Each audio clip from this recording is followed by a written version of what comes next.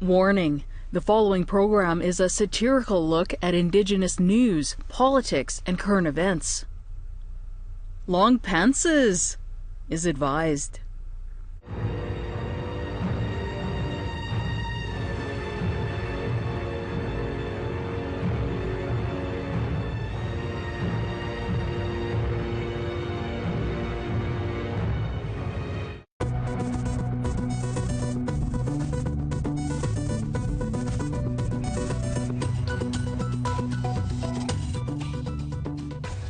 Bonjour and welcome to the Laughing Drum, my friends. Television so deeply and profoundly Indigenous, we've signed an MOU with the AFN. I am your host, Tim Fontaine, back for another episode of whatever this show is supposed to be. And joining me as they do each week is TV's nichiest team of pundits, the Red Power Panel. This week, the Red Power Panel is comic and Métis millennial, Sasha Mark. They call him the Ojibwe Elvis because he's Ojibwe Elvis. Jerry the Big Bear Barrett. And comic and licensed reconciler, Alyssa Black Wolf Kixon. Welcome to you all. Thank you. We begin in politics, where the good times always roll. Yeah. And the future of embattled MPs Jody Wilson-Raybould and Jane Philpott are a little more clear. Once high-ranking Liberal cabinet members, the pair resigned because they are unhappy with the way the PM is handling the SNC Lavalin scandal. They have since been booted from the Liberal Party altogether. Many had been wondering where they would land, and now we know. Jody Wilson-Raybould and Jane Philpott both announced on Monday that they're seeking re-election as independents. Red Power Panel, what do you think of this? Keep clapping. I think it's awesome. Yeah? Yeah. I think that Jody, could be gearing up to become a future Prime Minister of Canada. As was predicted by her father many moons ago. Very good. Yes. I think it's going to take her a while sitting as an independent, but perhaps this is the ultimate plan. Could be. Alyssa, what do you think? Independent of the Liberal Party, the NDP, the Green Party, Conservatives. you know. So does this mean that they are officially a war party? Maybe a scout. I don't know about a war party. I don't know. I think it could turn into something. All I'm saying is, I got your back, Jody. If you need anything, please call me. You're supposed to wink knowingly. Sasha, what did you make of this? I'm really glad that everyone was really excited about her announcing that she was going independent. Usually when I announce that I'm going independent, It's a little sad. everyone always laughs. But not me. I don't laugh at that. All right. I told my wife I was going independent. That's what she thought she heard, but I told her I'm independence. So, yes, I'm of that age now. I'm independence. Jerry's announcement. Yes. It depends. We all knew it. We all knew it. We know. Okay, how effective are they going to be without party support, though? They both said that they're going to focus on things, I guess, that they were passionate about before this. I think had they not had such an epic mic drop, when they left, it was pretty much like a, that's right. I think had that not happened, people would be like, why, who cares? Yeah. Who cares about you? And you are? And you are? Are we talking to Jane? But I think that they gained so much traction and momentum through those actions. I think that whatever direction they decide to take with this independent war party is I'm not sure that's going to happen, but you can keep dropping it. Okay. I think because of the traction, I think it could be something really unique. Jerry? I think Trudeau is breathing a sigh of relief that she didn't switch over to the Green Party because it would have given them a lot more visibility, high-profile face. And so he's like, whew, okay, get back to my apologies now. Who's next on the list? Plus, she, think if she's going to take a run at the Prime Minister's office, has to make her own party. She has to build a huge, huge war chest of money, finances to get this juggernaut rolling. And so it's going to take a while. I wouldn't have the patience to sit and, to take down the Liberal government, build my own party, and become Prime Minister, And it's, it's going to be a lot of work. It's a long game. 10 years, I predict, if it all goes according to plan. Notice how Jerry used the term war chest? Like, I feel like it's going to be a thing now. It is a thing. Hashtag war chest. So you touched on this, Jerry. They were considering running for the Greens. I think even Elizabeth May said that, they went to a wedding. Yeah, but apparently they went even beyond that. They were part of the wedding party. Part of the wedding party. Not a war party, a wedding party. What kind of clout would that have given the Greens? Probably a lot. Yeah. It would have been 4, I guess. Yeah. It's not a big party, but it's a very vocal party for a party that small. Yeah. But would that have mattered, do you think, to Indigenous voters? More so on the West Coast, perhaps. I think so, Because it seems to be. She has a huge, obviously, following out there, and I think she's relying on that to get reelected as an MP, and the rest of the country is going to have to catch up. But I watched the press conference, and I was really impressed with the way she conducted herself.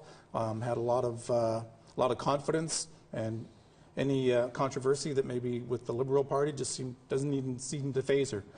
She's moving on. She knows she's got a plan. Yeah. And that plan is a war party. I'm still trying to go back to the war party. Okay, that was the last one. I promise. So Wilson-Raybould said she wanted to speak out more on Indigenous issues and the environment. She's one person. Even if she's aligned with someone like Jane Philpott, is that enough to sort of bring those things forward? It's a starting point, and I think every place has to have that. I think she has things that are going for her. She may not have a party, but she does have a good amount of support from Canadians, and I think that's really good. So I think if she were to solo this right now, she has a good platform, probably the best platform to do something like this in comparison to anybody else in the world. So.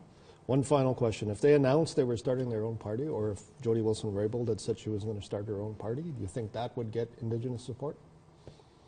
I would certainly look at it. I would want to look at the policies, and I think if anybody had the Indigenous people's best, at heart, I would certainly consider, Who else do we consider? Would you vote for me? Tim Fontaine, the grand host. We got to take a short break, so y'all come back now, you hear? And welcome back to the Laughing Drum, my friends. Television so exquisitely Indigenous, other TV shows follow us around when we go shopping. I'm here with the Mighty Red Power panel, and we are ready to take the news of the week and tear it to pieces. And speaking of news, the media in Canada could be in for a $600 million injection thanks to the Liberal government. The bailout is aimed at helping a struggling, some say dying, industry. But many are questioning whether the Liberals are just trying to buy favor or co-opt the media. Red Power panel, what do you think? Do we get a piece of this? We're just going to walk around and hand out bills. $600 million. What do you think of that? Is that going to help? Oh, when has money ever helped anything? It helps me every week. Yes, it pays rent and, all those lovely things, but I feel like whenever the government throws money at things, this really weird thing happens. The issues at hand just keep festering. I don't know why. I think, honestly, it's like an out-of-touch move. I think moving forward, people are watching news in a different kind of way. Yeah. We're Googling our news. We're finding our news on YouTube. We're finding it on Pornhub. All different ways. But I think that we're I don't know. Yeah, we're watching the news in a different way, and I think supporting independent ways of. I don't know what I'm getting at, but I find news in general just very biased. And it's also like if news continues the way it's going now, which is a very traditional sort of means, then maybe that money is just going to keep them afloat for a little while. Yeah. Like, I don't know how much of this is going to go towards You know where the money's going. innovations. My cocaine habit, mostly. Yeah. I think what's going to happen is that if that $600 million is distributed to independent broadcast outlets, you're going to see the general manager and the CEO of that company driving a brand new BMW. You're going to see them wheel in brand new vehicles, one for him, one for her. It's going to be crazy. I don't think the money's going to go towards new equipment. Ooh, we got a new computer for the newsroom. Woo-hoo! It's not going to do that. I think it's going to mysteriously disappear. And the other thing is, here's my thing, because I worked in broadcasting for 30 years. If your business is failing and you have to depend on a huge handout from the government to the tune of, I don't know, say $12 million to keep it afloat, pack it in. Declare bankruptcy. Your news organization is crap. Get out of the business and let a true business organization, news outlet, take over. Because you're obviously not a good business person. So there. Like the laughing drum. I wasn't going to mention any names, but, We're truly independent, which means we have a $12 budget. That's pretty good. I spent it. You blew it already. I blew it already on McDonald's this morning. I'm so sorry, guys. Come on. But in terms of independence, like if media is always supposed to be independent. They're always supposed to be, CBC aside. I mean, CBC is state funded, but like, what does this say about their independence if they are accepting that amount of money from them? Well, I think what people are worried about is that it's going to, like you say, influence the news organization, and let's not do any nasty stories about political cover-ups, and let's just have happy news. And I've worked at stations before where the news director has been instructed by the sales person, if something horrible happens at a business that advertises with that broadcasting company, they say, bump that story, that didn't happen, we just do happy news here. And so they just gloss over it. And I think if the government's paying for the funding the station, that could happen all the time, and that's not good. And it's like $600 million for a 5-year period, is that correct? Yeah, Or something like that. I mean, and also, I mean, if you look at any amount of money, so it works out to $12 per station. Pretty much. I mean, that's always kind of what it works out to, right? I mean, especially when they make these big announcements about Indigenous people, when they say, oh yeah, we're giving them $500 million, and then you do the math, and it's like, everybody gets $1 or something like that. $5 treaty days. I think one of the things, too, that's causing concern is how they're distributing this money. They're giving the money to, I think it's about 7 groups, including media and unions, and they're telling them, you're responsible for handing out that money. Just the way the government should handle money. Here's a few bucks. It's you like, go hand that out. Make sure everybody gets when some. you're in a big family and your parents are like to the oldest sibling, here, I'm going to give you $20, distribute it equally amongst you and your siblings. And then the older sibling walks off, comes back with like a new CD and a Slurpee, and that's all the other siblings are sitting there crying because they got nothing. I'm not necessarily saying that's what's going to happen here, but I'm just saying you guys should probably prepare for that, You're not going to get the Slurpee. No Slurpee, no CD. Okay, what could this money go to instead? Well, it could go to Indigenous studies in education. It could be cultural sensitivity training for the broadcasters themselves. Actual solutions. What's this? Could be. could go to a lot of things, really. But other than going into the pockets and tax credits and stuff, it could actually be actual cash that people could use. All right. Well, let's have some more fun with this then. If I gave each of you $600 million, what would you blow it on? Oh boy. $600 million. It's almost $1 billion. That's like 2 pounds of cocaine, right? Like that's it, right? That's the prices these days. There's a lot of cocaine on the show today. I thought this would have been I would easier. as somebody who's moving to Vancouver, I would pay for a year's worth of rent. You know, That'd be your down payment, I think. That'd be your down deposit, I think. I'd get a new Elvis suit and a new Elvis wig, I think, you know, and a facelift. I checked into the facelifts. They're $15,000. Wow. $15,000 facelift. You look like me, you know. It comes out looking like... Sash is actually not gone. I definitely have a list of things that I would do. Yeah. Yeah. So. Alyssa, what would you send $600? Man, that's a hard one. Probably. This is harder than I thought. I thought you guys would be all over this. I think I would put it towards naming Jody Wilson's War party? or a CD and a Slurpee.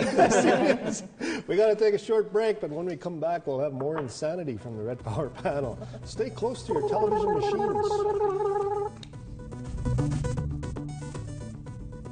Did you know we got the social medias? Don't lie. It's true. Like the Laughing Drum on Facebook and follow us on Twitter right now. Welcome back to the Laughing Drum and television so utterly Indigenous we culturally appropriate ourselves.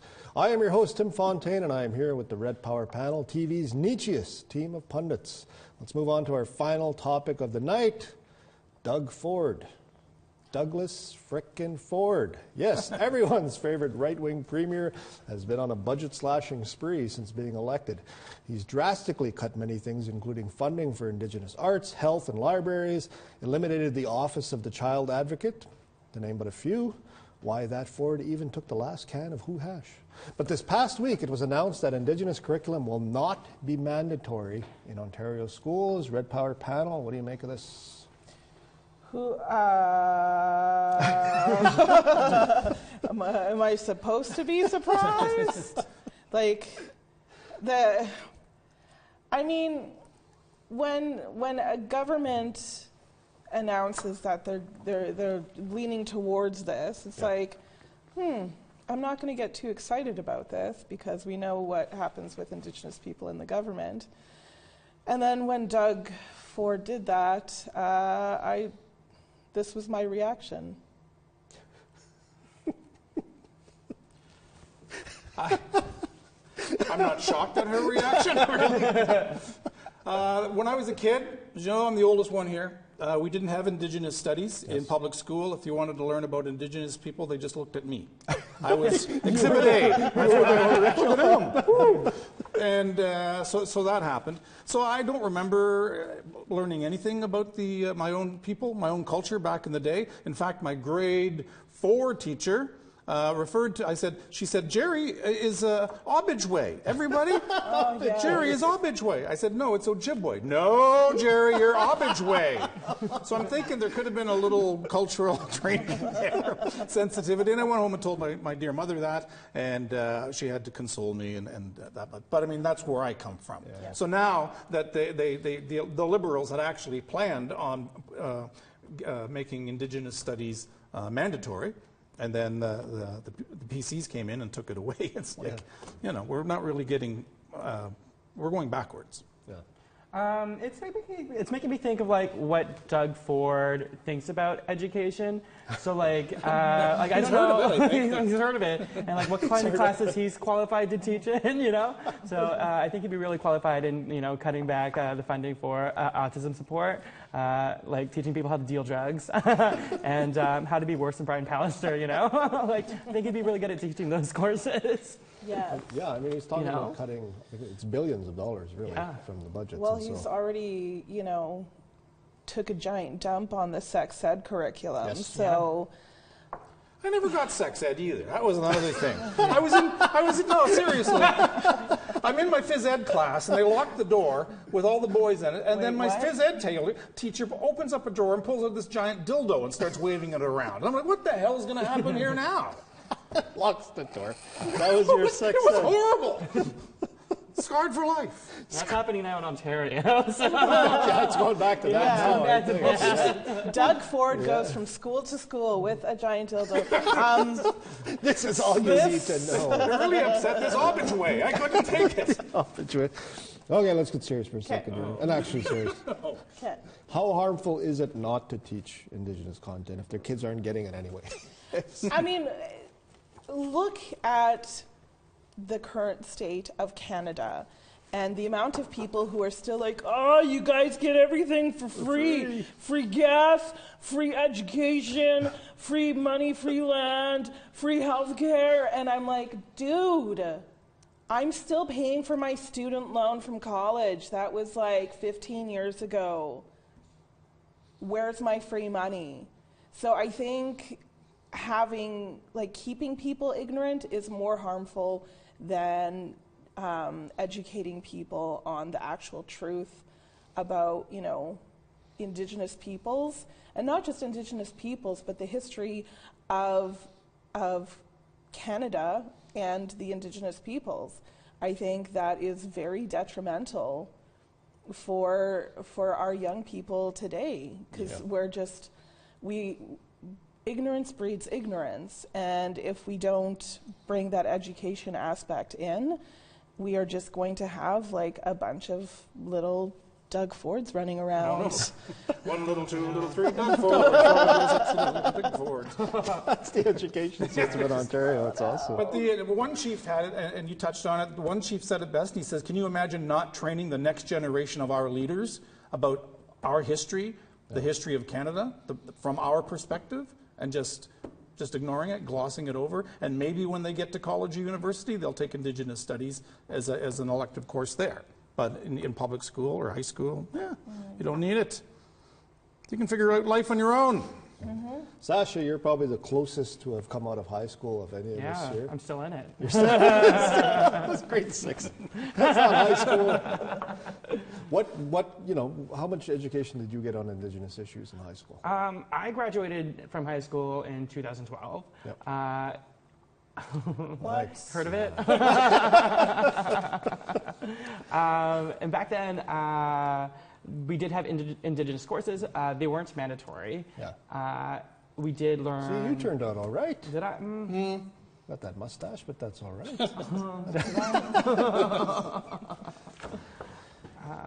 But did it help? Did it help having any kind of Indigenous education?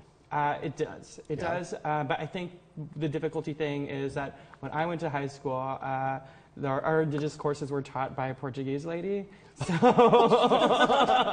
Close enough. Close enough.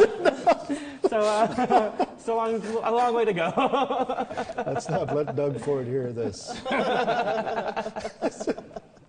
All right, all of yous. That's all the time we have for this episode.